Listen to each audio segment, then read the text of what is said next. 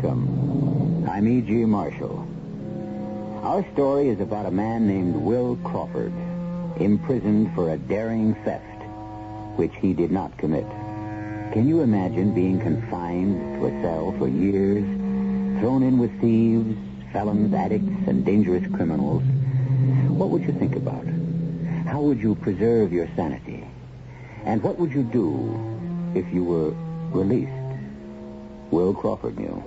Our mystery drama, The Corpse Wrote Shorthand, was written especially for the Mystery Theater by Roy Windsor and stars Mandel Kramer. It is sponsored in part by Listerine Lozenges and Buick Motor Division. I'll be back shortly with Act One.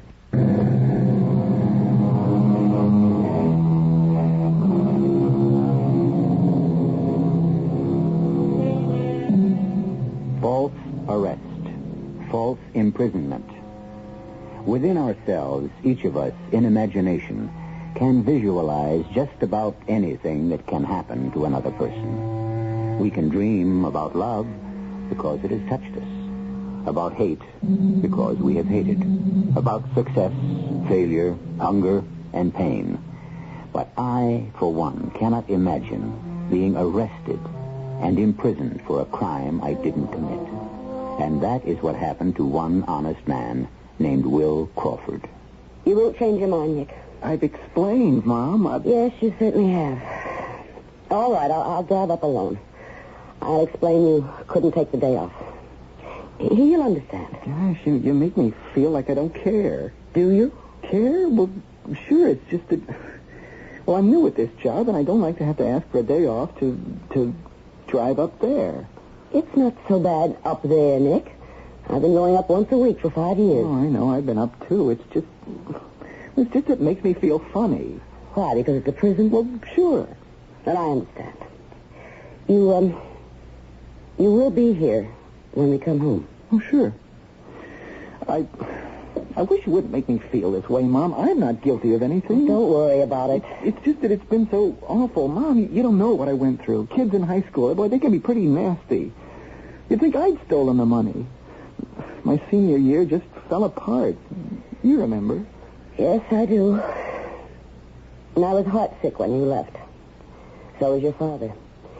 We hoped you'd go on to college instead. Mm-hmm. One lousy job after another. Couldn't get a decent one. I'd say I'm Nick Crawford, and that's it. You the son of the man who stole all that money from the Pendleton Bank? Well, I mowed a lot of lawns. No one worried I'd steal their power mowers. Oh, Nick. You should have left River Falls and gone someplace else. Changed our name. Started fresh. Nick, I must get ready. You still believe, don't you, Mom? I know your father. He's an honest man. He says he did not embezzle the money from the Pendleton Bank, and I believe him. What happens now? I don't know. Mom, why don't we sell the house, move away? And admit your father's guilt? Oh, gosh, he was found guilty. He was the bookkeeper. The books have been tampered with. Over $100,000 is missing. And someone has it, but not your father. What's he going to do when he comes home? He can't get a job in River Falls. Who'd take a chance on him? I believe your father is innocent, Nick. That has given me the strength to hold my head up to all those customers who come into the variety store and buy odds and ends and give me pitying looks. I know you've been embarrassed by what happened to your father. So you don't have to be here when I bring him home. No. I'll be here to say hello, and then I think I will clear out. I just can't go on living like this, Mom. I just can't.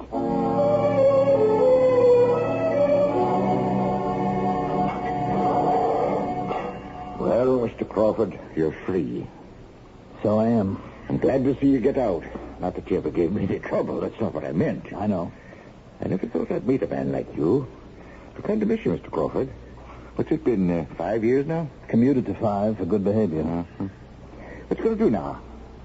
What would you do if you'd been sentenced to prison for a crime you didn't commit?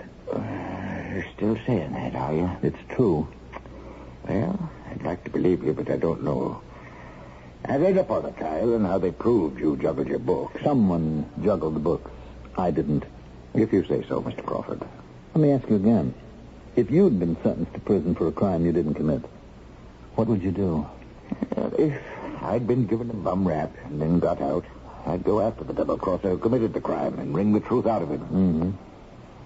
Guess what I'm going to do? Yeah, I can see it in your eyes. I don't care if it takes the rest of my life, Clancy. I didn't embezzle the money from the bank. I have never seen the $100,000. I don't know where it is, where it went, but I'm going to find out. And when I do, Yeah. I've been labeled a thief. I've been in prison for 5 years. Think of what this has done to my wife and to my son. How they've suffered. I can't give them back those 5 years of humiliation, but I can create a future for us. All I have to do is discover who framed me. Good luck, Mr. Crawford. Thank you, Clancy. You know where the warden's office. Oh, sure. I'll see him and listen to his little speech. You committed a crime against society for which you were tried and found guilty. You paid your debt. Now you're a free man again. Mm-hmm. Then he'll wish me good luck and give me some money. He's performed his job. Next case. Doesn't make any difference whether the person was guilty or innocent. The warden makes the same speech. It's like dealing with a machine. It performs a function, but it has no judgment, no heart. Just punches you in or out. Well, he's not a bad guy, Mr. Crawford. I know that. He's just a cipher in our equation of justice. Goodbye, Clancy. So long, Mr. Crawford. If I sound bitter, it's because I am. I've been robbed of 5 years of my life. I can't get them back. But somebody's going to pay for it. Starting now.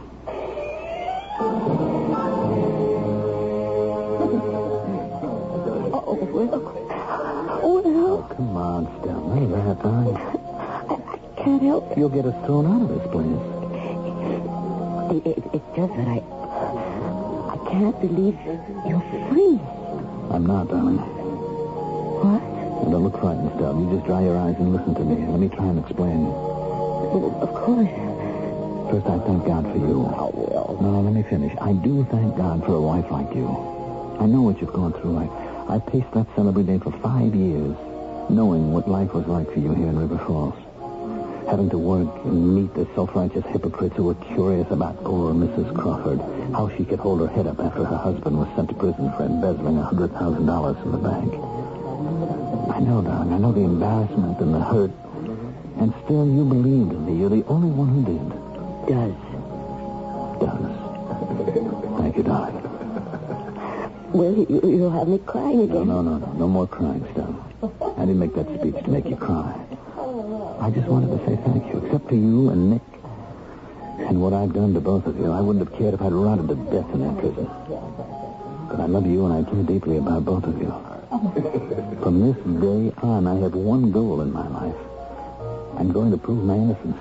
I'd rather be dead. Well, don't I mean it. I'd rather be dead than be marked for the rest of my life as a thief. I didn't embezzle that money. I know that. Don't dwell on it, though. You're free. We're together. That's what counts. That's what's important. That's not enough for me, or for you, or Nick. We've talked all this out before. I know we have. I know it. And? How? I don't quite know. How? I know in my heart that you didn't embezzle that money because I know you. But how do we prove it? Somebody took the money. Who? 5 years ago. Old Mr. Pendleton's retired. His son is the president now. It's a long time ago, an age. I've thought about it night after lonely night. Poor darling. Married to a fall guy. Honest Will Crawford set up for a fall right into a prison cell. I could kill the swine who did this to us. Well, I'm going to find him still. I'll find him, and when I do... Will, let's talk sense. I am talking sense. No, you're not. Both of us are angry. Let's just look at the facts coldly. You were accused and tried and convicted by a jury. Yes, because some securities were found to be missing and because someone had made false entries in my books. You didn't embezzle that money. But how was it done? Now think. Well, there are 2 ways at least. What about the securities? Adam Rossano. The contractor? That's right. Rossano borrowed $70,000 from the bank and gave us securities as collateral. About $90,000 worth. Mm-hmm. When he paid off his loan, he wanted his securities returned. They were missing. They'd been sold. They were traced to a brokerage house in New York, but the seller couldn't be found. You You wrote that check for $70,000. That's right. And I placed the securities in the safe. And when the investigation began, the auditor also found that your books were overdrawn by almost $10,000. I can't deny that, Stell. Well, what happened? I mean, what do you think happened? Someone, some officer probably, stole the securities. But then what about your overdrawn books? Stell, let me give you an example of embezzlement. Now, a teller can enter a deposit and put the money in its pocket, but nothing as large as $10,000. Now, it must have been a series of false entries. Well, how would that work? Well, look, let's say somebody mails in his paycheck for, say, $200 for deposit. Mm-hmm. Now, that amount is entered in that person's account. The clerk reports the deposit to me, and I enter it in my books. However, the clerk does not stamp the check for deposit. He or she steals the check and either cashes it or deposits it in a secret account in some other bank. That bank cancels the check and returns it to the depositor's employer. But what about the endorsement? A stamp and a number. Both look official and hardly ever would be challenged. Well, that's ingenious, Will. And how could a scheme like that ever be traced? Well, offhand, I don't know. Both the securities and the cash have vanished. That's just futile. No, it's not, darling. Well, how do you begin? Very carefully. What do you mean by that? Still, someone worked this frame up on me. Maybe more than one person. I'm going to ask questions. I'll pick up a stray remark here, another there, and in time, I'll put them together, and I'll have an indication of who is behind the embezzlement. Then I'll investigate. Oh, well, it seems so hopeless. Still, when I was in prison, I read something that stuck in my mind. Forget where I read it or who wrote it, and it's just a line, but what it is, in a really just cause, the weak conquer the strong. I believe that still. It may take a long time, but I'll get the truth.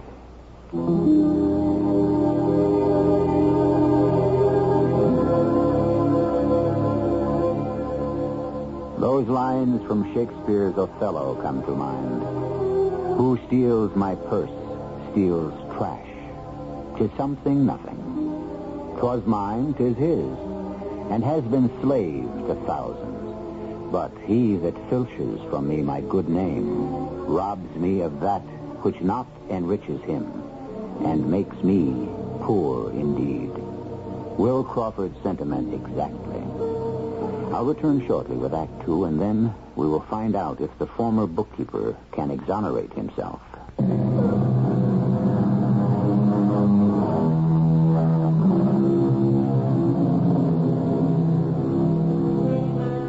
The title of our play, The Corpse Wrote Shorthand. A provocative title. What in the world can it mean? Will Crawford was imprisoned for embezzlement. Then what's this about a corpse? And how in heaven's name could a corpse write shorthand? Well, an honest story should have an honest title. Let's find out just what this title means. Good morning, Mr. Pendleton. Ah, Crawford. Thank you for seeing me. Yes. I must say I'm surprised by your visit. My father... I tried to visit him, but he refused to talk to me, so I'm grateful to you for these few minutes. Oh, yes. Yes. Sit down. I haven't much time. Thank you. I came home last night. Yes. There was a squib in the forum yesterday that you had been released. What brings you to me, Crawford? I should think it would be embarrassing for you to walk into the bank. Not at all. I spent many productive years in the bank as your bookkeeper, and I have nothing to be embarrassed about. You don't? No. I didn't embezzle that money. I'm a forgiving man, Crawford, but I am not stupid. And arrogance makes me angry. You've made a mistake, and you've paid for it. I'm willing to forget the damage you did to the bank's reputation. But when you declare bluntly that you did not embezzle, you sound demented. I'm telling the truth. You were arrested, tried, and convicted. How dare you waste my time saying that you're innocent? Now, if you'll excuse me... If I sold those stolen securities and juggled my books for $10,000, where is it, Mr. Pendleton? Where is the $100,000? Oh, so that's your game. The money will turn up. Oh, not here, not in River Falls. Now that you've been freed, you'll leave town. But wherever you go, you'll be watched, and the money will be recovered. I'm not leaving River Falls. Then you're going to starve to death. Just what do you propose to do, Crawford? I have some ideas. Look, I was the victim of a clever scheme. Some person or persons framed me, and I'll find out who they were. You astonish me. Please, leave. And don't come back. One question. What happened to Doris Conroy? Who? The assistant bookkeeper. She's no longer with the bank. Doris Conroy. I don't really remember her. Well, that's surprising. I beg your pardon? When you were second vice president, you worked with her a lot. A rather pretty girl, dark-haired, nice skin. You were the loan officer at the time. Oh, that girl. Yes, I remember her. What about her? Well, I'd just like to talk to her, that's all. She was my assistant. I have no idea what happened to her. When did she leave the bank? I don't know. Ask Mr. Baker in personnel. He'll tell you. All right, I will. Thank you for your time, Mr. Pendleton. Good morning.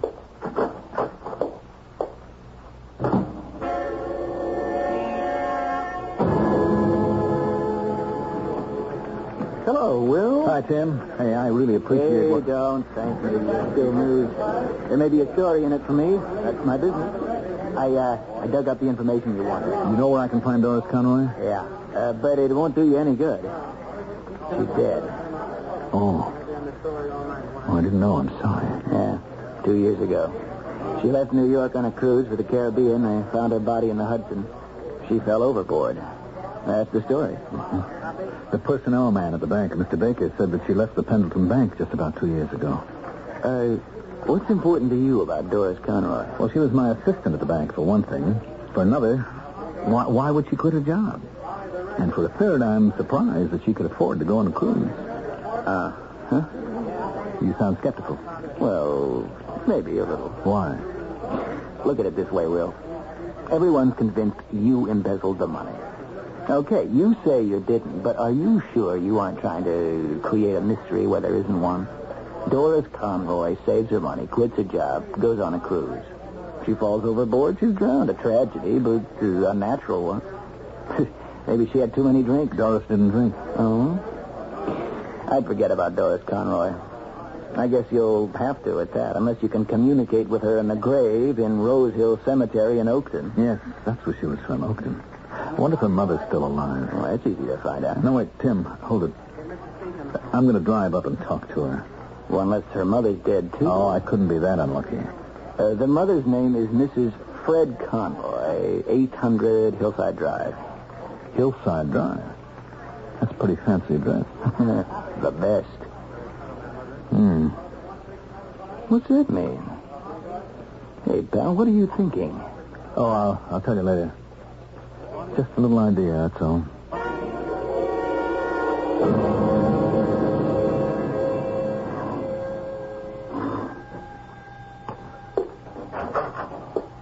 Yes? Mr. Pendleton in River Falls told me that I could... Oh, yes. He's such a considerate man. Come in. Thank you. We can talk in the living room. I'm alone here. I don't get to sit in here very much. Well, it's a lovely room. Oh, such a considerate man, Mr. Pendleton. A gentleman. So nice of him to send you out. Oh, he must think my mind is slipping. I do wonder once in a while. He's so considerate to warn me. I am forgetful. Oh, we all are from time to time. Oh, ain't that the truth? Oh, Mr. Pendleton said if that embezzler called on me, I wasn't to talk to him. I see. He said he's crazy. Oh, I guess he is. Oh, he's crazy, all right. Says he never stole the money. He got out of prison and now he's trying to stir up trouble. Is that right? Is that why Mr. Pendleton sent you out to see me? He's trying to stir up trouble, all right. Oh, I've had my share of trouble. I know you have. Your poor daughter. She got drowned. Yes, I remember. I was awfully sorry to hear about that, Mr. Why Conroy. didn't Label look after her? Yes, Mabel. Well, I really don't know. Label was all broken up. Yes. Mabel. I can't seem to remember Mabel's last name. Scully. Now, how's that for remembering? Oh, every once in a while, my thinking has his odd strength. Mabel Scully, of course. Do you ever see her, Mrs. Conroy? Well, she sends me a Christmas card every Christmas. I never see her, no. I see. Does she still live in Oakton? Oh, Doris is dead. She fell off that boat. Yes, we're all still very sad about that, including Mabel Scully. Oh, it upsets me to talk about Doris. I understand. Well, I'll be on my way. This is such a nice room. Doris liked this room. She had her friends over, and they liked it very much. Mabel liked it, too.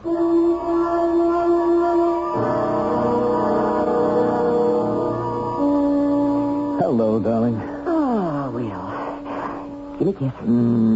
My faithful, trusting wife. You know something?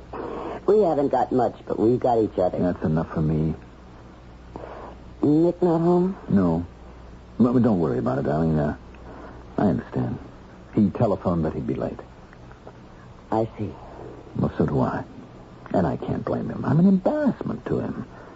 You know, this is going to get worse before it gets better still. Now, what do you mean by that? Well, I imagine that Tim Yeager at the Forum will have a story about me in tomorrow's paper.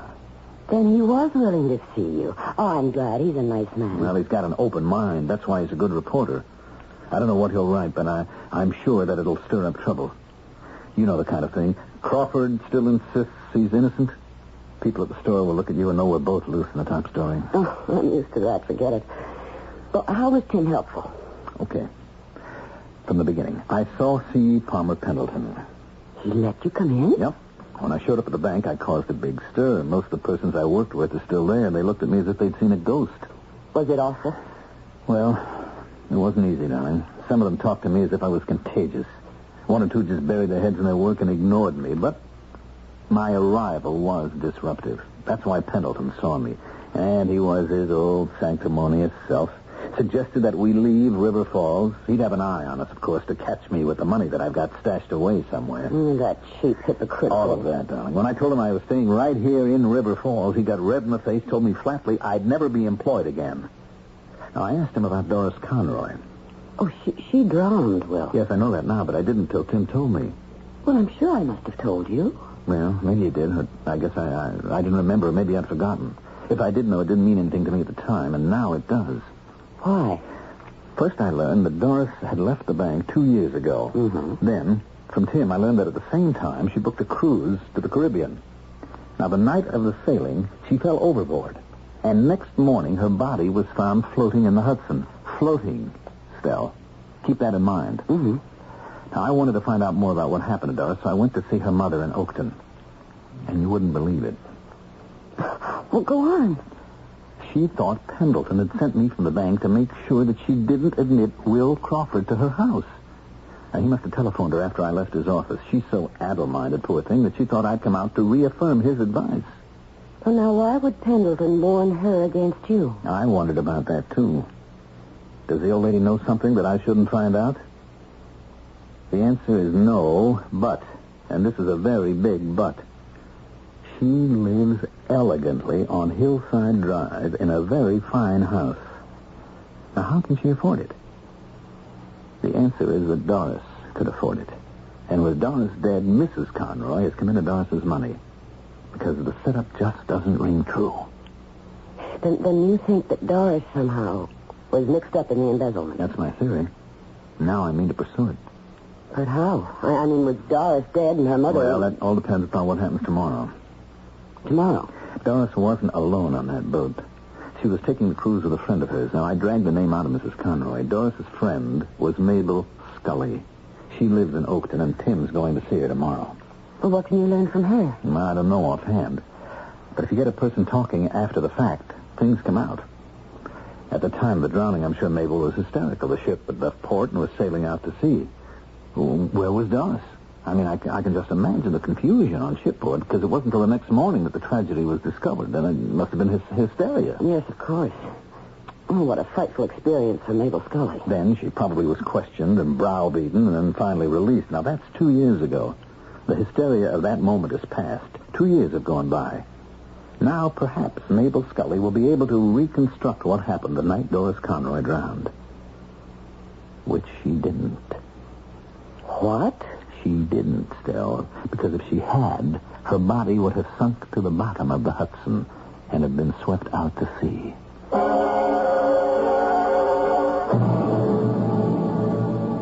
Now that we've established a corpse, what about that shorthand? A curious story indeed. A man is judged innocent until he is proven guilty, and here is a man proven guilty who is innocent.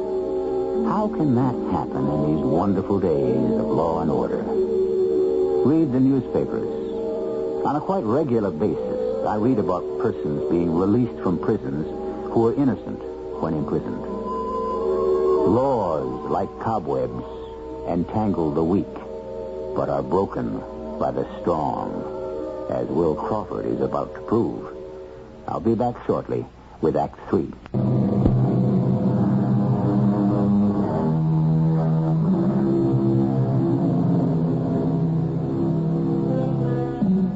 One man's innocence simply must be another man's guilt.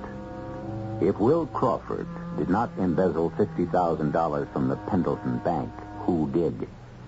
He was found guilty and imprisoned for 5 years, and the money still hasn't been found. And he insists he is innocent. Well, we have a corpse on our hands, one that writes shorthand.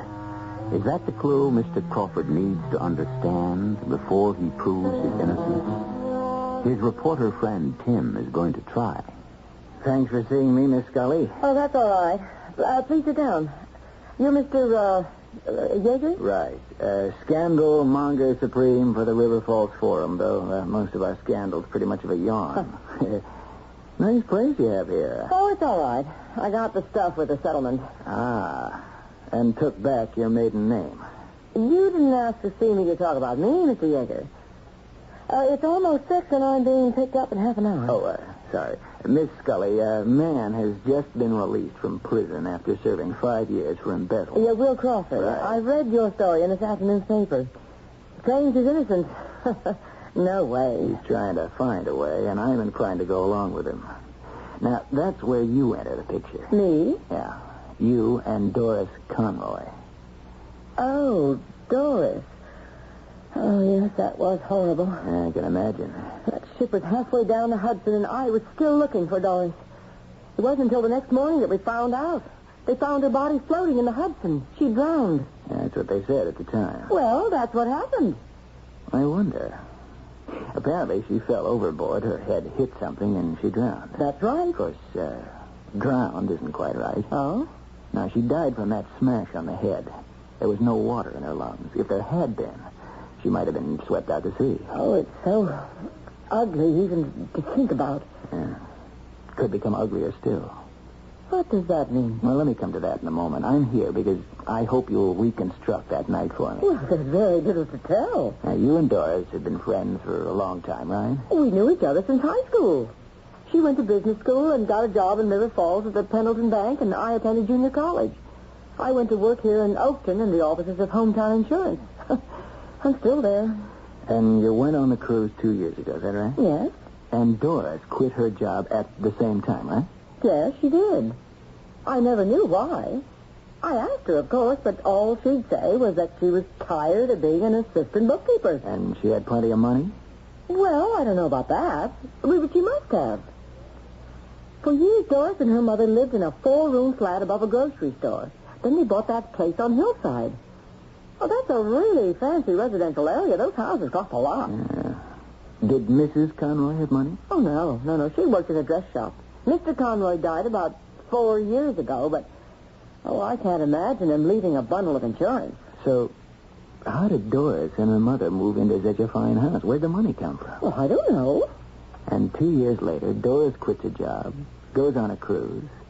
And you got to admit, it's all pretty strange. Well, I know it is. I think about it often.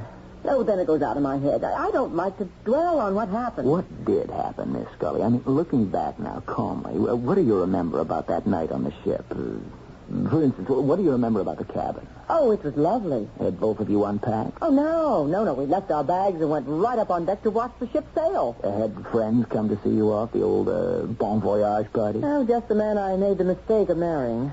Doris stayed out of the way. Oh, she said hello to him, but then she sort of drifted off. That's the last I heard of her. And no one came to see her off? No. Her boss expected to, but he was in Providence. He sent a telegram. I gave it to the police. No. Now, you also turned over to them the Teat-Pat watch with the engraving on it. Yes, that's right. Oh, boy, that watch must have cost a fortune. On the back it said, "With gratitude, Charlie." Oh, yeah? Who was Charlie? It's me. I saw that watch that night for the first time. I don't know what Doris did for him, but that watch was a lot of gratitude. And so much gratitude, I'm a little suspicious of it. What do you mean? Well, had Doris become engaged to some rich guy? No. No, she didn't go with anyone. And still, someone gives her a watch that probably cost, $800? Now, what does that suggest to you, Miss Scully? I can't believe it. I can. Blackmail.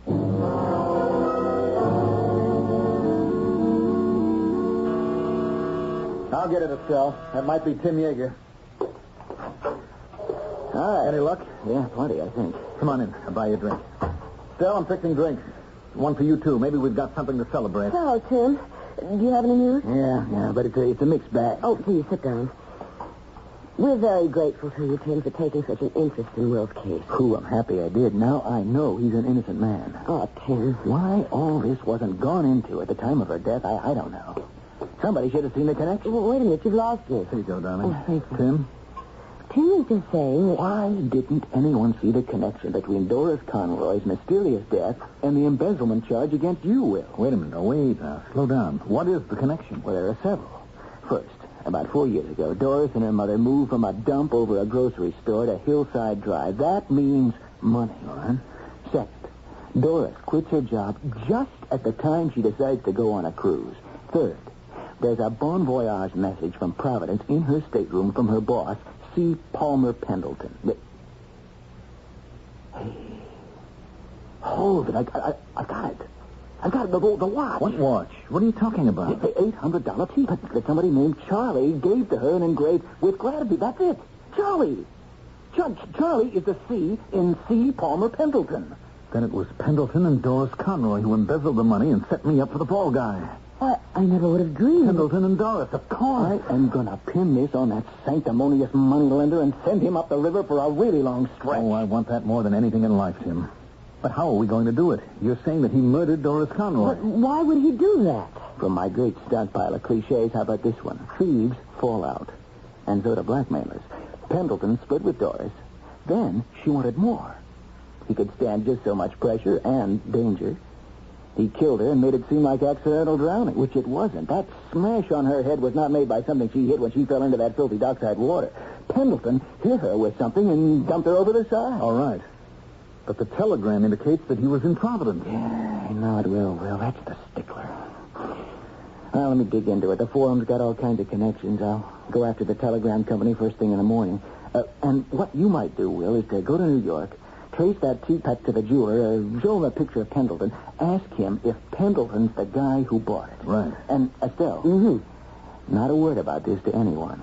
We don't want our bird to fly the coop.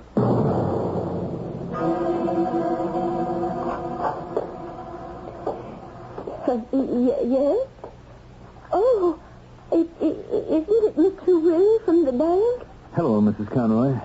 May we come in? Who is that? This is Mr. Yeager from the River Falls Forum. From the newspaper? Yes. Oh, well, what do you know?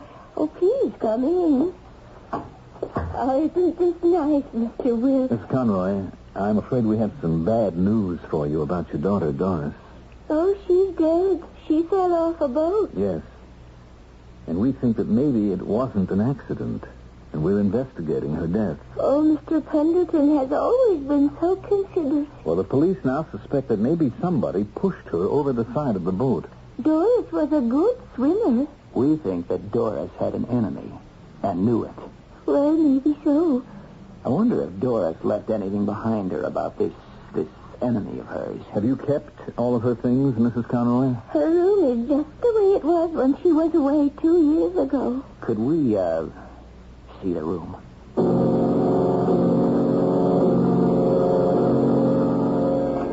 Estelle, come quickly. Good heavens, what is it? We've got her diary. Estelle, Will says you read shorthand. Can you make some sense out of this for us? Whose diary? Doris Conroy's. It's a 5-year diary going back to 1970. Now, maybe someplace in this thing there's a clue to her relationship with Pendleton.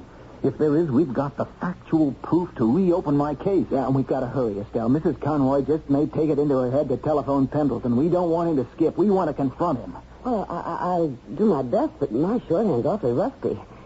Gee, there's a lot in this diary. Well, you just do the best you can. I'll telephone Providence. Maybe the paper up there has found out what I want to know about the telegram. Mark? Hello, Tim Yeager in River Falls. Any luck? Where'd you locate him? Doing graduate work, I see. Yeah, now he admitted sending the telegram? Oh, why did he send it? I get it. Yeah, I think this just about serves it up. I'm very grateful to you, Mark, and to the newspaper. I'll telephone you tomorrow morning, okay? Yeah. Goodbye. Any luck, Tim? We have got Mr. Pendleton by the throat. Great. It's here, Will. I found it. What? In black and white. Let's hear it, Stell. The entry is dated March 1970. Dear Diary, after work today, I had cocktails with Mr. Pendleton at the pub. Mm-hmm. I like him. He's such a considerate man. I almost fainted when he told me about a plan he's been thinking about. I listened with a great deal of interest because there's money in it for me. More money than I can imagine, dear Diary. He's an officer in the bank, so he knows just how to put his plan into effect, but he needs someone he can trust to work with him, and I am it. We can get our hands on at least $100,000, and the bookkeeper, Will Crawford, won't be able to suspect a thing.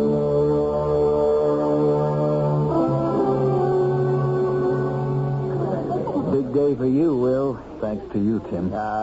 Just another story to me. If you hadn't believed in me. Let's go. Joe'll get you the high sign. Now, you do the talking. It's your story.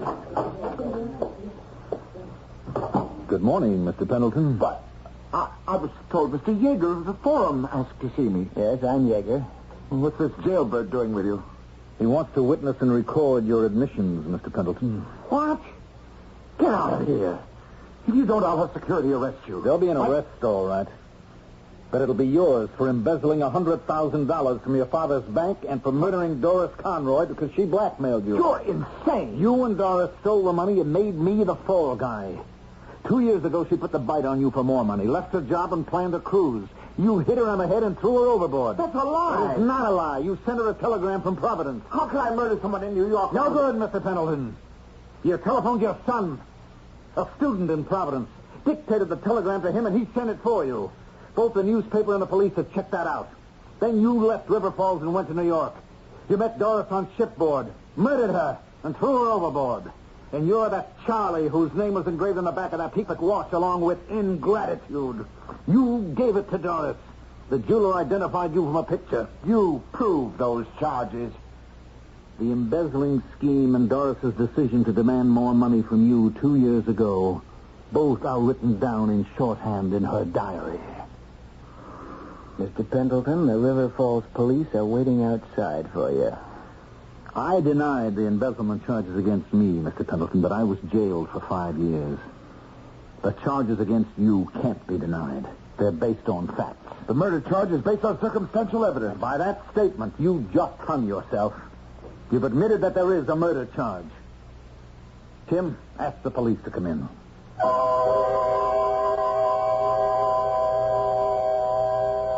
An ancient Roman writer named Juvenal asked, "What man was ever content with one crime?"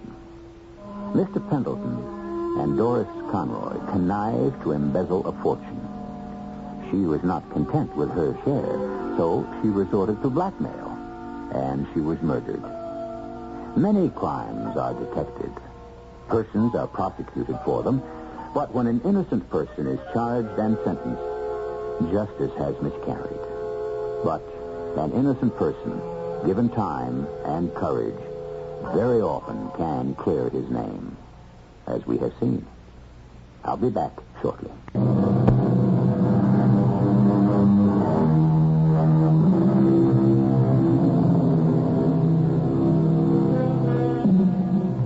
Modern justice dates back to the year 1215, when the Magna Carta guaranteed that no subject should be kept in prison without trial and judgment by his peers. The Western world has lived by that precept for almost 800 years. Sometimes justice may be unjust or slow, but in the long run, it is not only the sum of all moral duty, it is also what makes each of us equal. Our cast included Mandel Kramer, Joan Lovejoy, Russell Horton, Joan Shea, and Barry Kroger. The entire production was under the direction of Hyman Brown. Radio Mystery Theater was sponsored in part by Anheuser-Busch Incorporated, brewers of Budweiser. This is E.G. Marshall inviting you to return to our Mystery Theater for another adventure in the macabre. Until next time, pleasant dreams.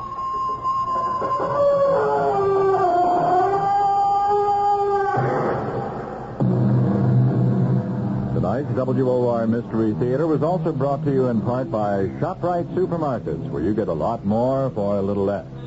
The preceding program was furnished by CBS Radio.